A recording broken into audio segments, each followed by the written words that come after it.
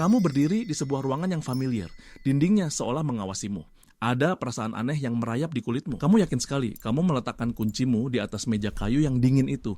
Kamu bisa merasakan dinginnya logam di ujung jarimu. Tapi sekarang, meja itu kosong, polos, seolah menertawakan ingatanmu. Kunci itu tidak ada di sana. Seseorang, bayangan yang kamu cintai mendekat, suaranya lembut, seperti beludru yang menyembunyikan duri. Kamu selalu begitu pelupa, sayang, bisiknya. Kata-kata itu meluncur bukan untuk menghibur, tapi untuk menancap. Dan disitulah keraguan pertama ditanam.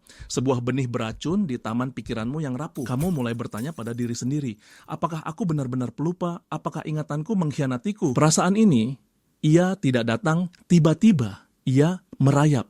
Seperti kabut dingin yang perlahan-lahan memenuhi ruangan. Suara di kepalamu bukan lagi milikmu. Ia adalah gema dari kata-kata mereka. Gema yang memutarbalikkan. Kamu terlalu sensitif.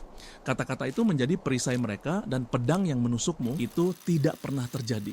Mereka mencuri masa lalumu selembar demi selembar hingga yang tersisa hanyalah versi cerita mereka. Kamu hanya mengada-ada.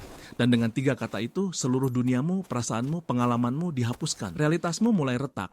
Seperti porselen tua yang rapuh, menunggu sentuhan terakhir untuk hancur berkeping-keping. Dengar baik-baik, ini bukan kelemahanmu, ini bukan imajinasimu. Ini adalah sebuah desain, sebuah arsitektur kebohongan yang dibangun dengan hati-hati. Ini adalah taktik, sebuah permainan pikiran yang kejam dan kuno, namanya gaslighting. Istilah ini berasal dari sebuah drama panggung tahun 1938.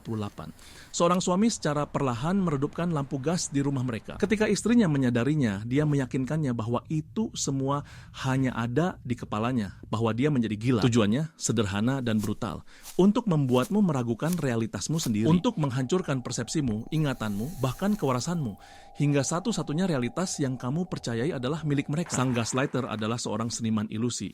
Mereka menyangkal hal-hal yang mereka katakan atau lakukan, bahkan jika kamu memiliki bukti. Aku tidak pernah bilang begitu. Kebohongan yang diucapkan dengan keyakinan penuh menjadi lebih kuat daripada kebenaran yang kamu ragukan. Mereka akan memutarbalikkan fakta, menggunakan kebingunganmu sebagai senjata melawanmu sendiri. Kamu salah paham. Bukan itu maksudku. Mereka adalah editor dari setiap percakapan yang selalu memenangkan argumen di ruang potong. Dan yang paling menyakitkan, mereka akan meremehkan perasaanmu. Emosimu dianggap tidak valid, reaksimu dianggap berlebihan. Kamu bereaksi berlebihan. Perasaanmu yang begitu nyata bagimu diubah menjadi tanda ketidakstabilan mental. Mari kita lihat lebih dekat. Mari kita beri nama pada bayangan ini. Kenalkan Elara dan Silas. Elara, seorang seniman dengan jiwa yang bersemangat. Dunianya pernah penuh warna, sekarang kanvasnya hanya abu-abu. Silas, seorang arsitek, bukan bangunan yang ia rancang, tapi labirin di dalam pikiran Elara. Senyumnya adalah alat ukur, kata-katanya adalah batu bata. Suatu hari Elara mendapat kabar gembira. Sebuah promosi di galeri tempatnya bekerja, matanya berbinar untuk pertama kalinya setelah sekian lama. Dia memberitahu Silas, suaranya bergetar karena harapan. Dia mengharapkan pelukan, dia mengharapkan perayaan. Sebaliknya yang dia dapatkan adalah kebingungan. Silas memiringkan kepalanya, senyumnya penuh pura-pura prihatin. Promosi, sayang, kita sudah membicarakan ini minggu lalu. Katanya, suaranya selembut sutra. Kamu bilang kamu tidak mau, terlalu banyak. Pikiran Elara berpacu. Dia tidak ingat percakapan itu. Sama sekali. Tapi Silas menceritakannya dengan sangat detail. Hari apa itu, di mana mereka duduk, bahkan apa yang dia kenakan. Sebuah kebohongan yang dibungkus dengan selimut kebenaran palsu. Keraguan menancap di hatinya, tajam dan dingin. Mungkin aku memang lupa, akhir-akhir ini aku sangat stres. Dia menolak promosi itu. Dia mengirim email mengatakan dia tidak siap. Setiap huruf yang dia ketik terasa seperti pengkhianatan terhadap dirinya sendiri. Di sudut ruangan, Silas tersenyum. Bukan senyum cinta, tapi senyum kemenangan. Kontrol telah tercapai. Sang dalang menarik tali bonekanya. Bulan-bulan berlalu dalam kabut abu-abu yang sama. Realitas Elara adalah apa yang dikatakan Silas. Sampai suatu malam, dia mencari buku sketsa tua di loteng yang berdebu.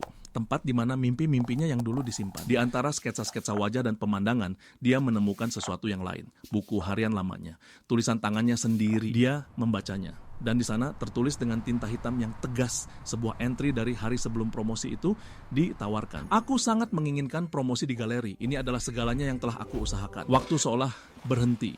Kata-kata itu, kata-katanya sendiri. Bukti yang tidak bisa disangkal. Sebuah jangkar di tengah badai kebingungan. Tiba-tiba kabut di pikirannya terangkat, bukan perlahan tapi disobek dengan paksa. Dia melihat semuanya, setiap kebohongan kecil, setiap penyangkalan, setiap kali perasaannya diremehkan. Itu bukan potongan-potongan acak, itu adalah sebuah pola, sebuah kampanye yang sistematis untuk membongkar realitasnya. Retakan di porselen wajahnya bukan tanda kelemahan. Itu adalah bukti dari gempa bumi yang sengaja diciptakan Silas. Dia melihat tali-tali marionete yang selama ini tidak terlihat, yang menempel di lengan dan kakinya.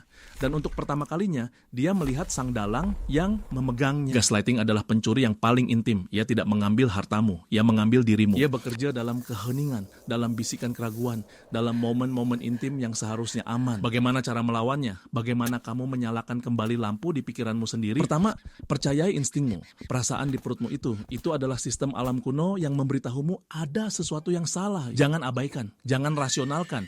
Hormatilah perasaan itu. Ia adalah bagian paling jujur dari dirimu. Kedua, catat, jadilah sejarawan dari realitasmu sendiri. Tuliskan percakapan, simpan pesan teks, ambil tangkapan layar. Kebingungan tidak bisa bertahan melawan fakta yang tertulis, manipulasi takut pada bukti. Ketiga, cari validasi eksternal. Bicaralah dengan teman terpercaya, keluarga, atau seorang profesional. Tanyakan, apakah aku terdengar gila? Jawaban mereka bisa menjadi mercusuar yang memandumu pulang. Ingat ini, realitasmu adalah milikmu. Ia dibangun dari pengalamanmu, dibentuk oleh perasaanmu, dan dimiliki oleh ingatanmu. Jangan biarkan siapapun menjadi editornya. Jangan biarkan siapapun meredupkan lampunya. Jangan biarkan siapapun membakarnya hingga rata dengan tanah. Kamu tidak gila, kamu tidak pelupa, kamu tidak bereaksi berlebihan. Kamu sedang dimanipulasi. Dan sekarang kamu tahu.